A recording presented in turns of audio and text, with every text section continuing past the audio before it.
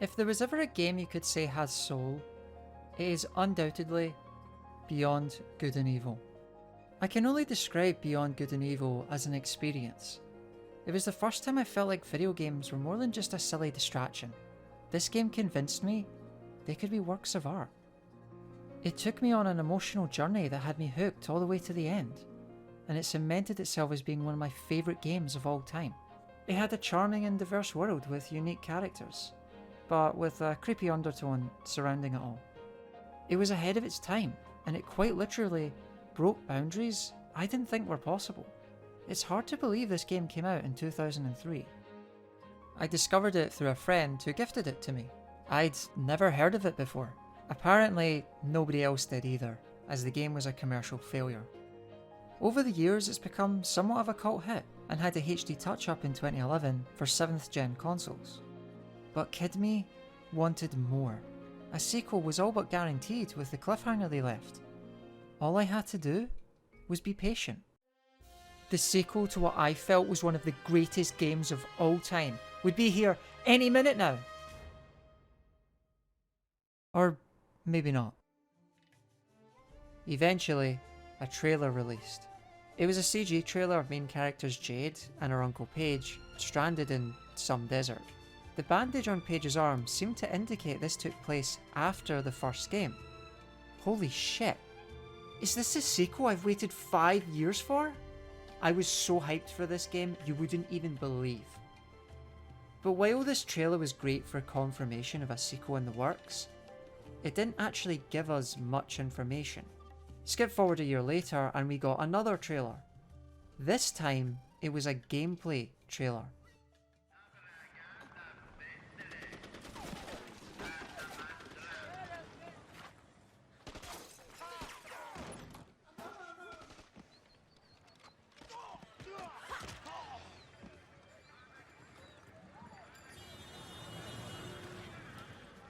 This was so impressive to see at the time that a lot of people were arguing on whether or not it was actually real.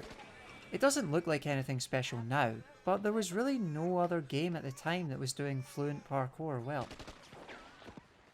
Looking back, it's clear it's more of a vertical slice of what the gameplay would be, rather than actual gameplay. It looked like it was set in India, or whatever the sci-fi version of India is. And so many white servants. This must be the most civilized place on Earth. And then there was nothing.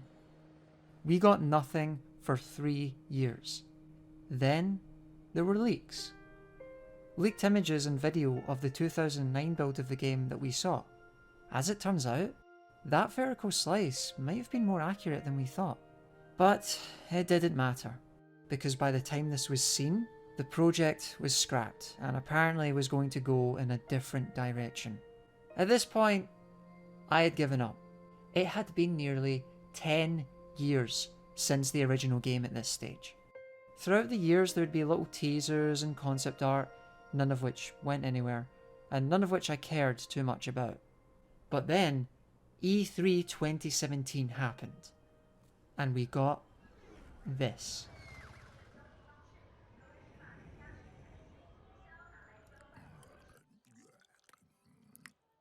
Where's your master? I don't deal with domesticated. Hey, the fuck?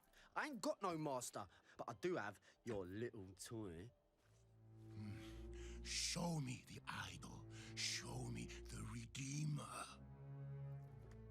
Here you go, mate.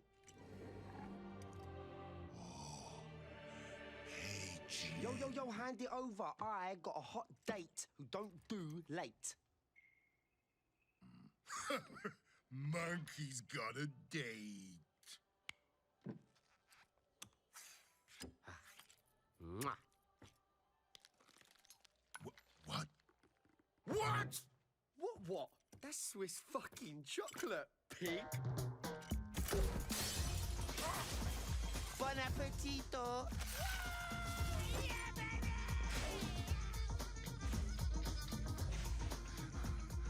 I want every fucking cop in this fucking city.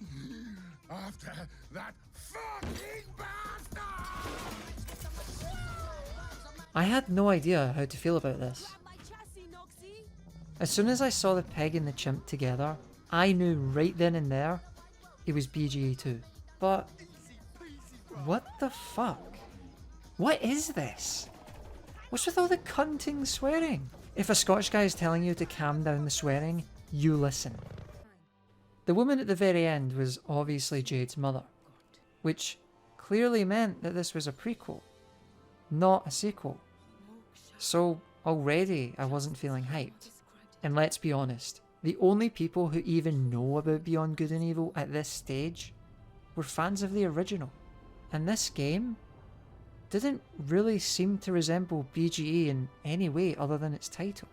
And I wasn't alone in my pessimism.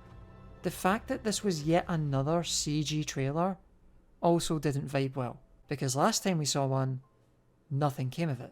That's when we got an in-engine look at the game from the director of the first, Michel Ancel.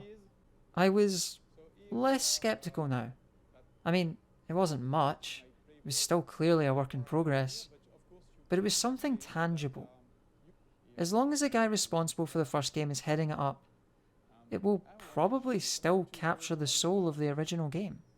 The next year came another CG trailer. This trailer brought back Pey'j and revealed Jade, or Shawnee, as the villain at the end.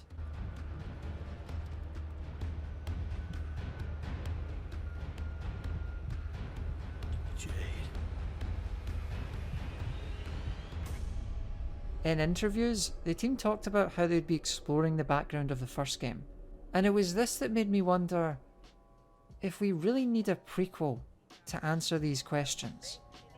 This game seemed to suffer from, well, I'm not sure there's a word for it exactly, so I'm just going to call it Solo's dice. Essentially, it's when a prequel feels a need to explain something that really doesn't need an explanation. Why does Han Solo have that dice in the Millennium Falcon? Who knows? Who cares? It's not important. This game's story appears to be one giant Solo's dice. Remember that one scene where Jade decides her nom de plume? Jade, you'll have to pick a code name to sign your articles with. Shawnee. Well, we're going to learn why and how she came up with it. Or, you know, how about Pey'j mentioned it in passing once by accident and it stuck? Or maybe she read one of his documents? Or maybe she just thought it sounded cool? Did we really need an entire prequel for such inconsequential details? I'm okay with leaving the smaller things a mystery. What's funny is, BGE began as the first in a trilogy. It wasn't successful, so we never got the sequels. But now, according to Ancel, the trilogy is still a thing. It's just that BGE 1 is in the middle, whereas BGE 2 is at the start, and that there would be a sequel, BGE 3, marking the end of the trilogy. That's one roundabout way of telling your story, I guess. Well, at least the gameplay might be good, right? I mean, there's a bigger focus on combat in this game. Oh, and they're also bringing back the photography aspect. It is disappointing that the parkour, which was a big thing in the series, is being dropped, but maybe it'll work out.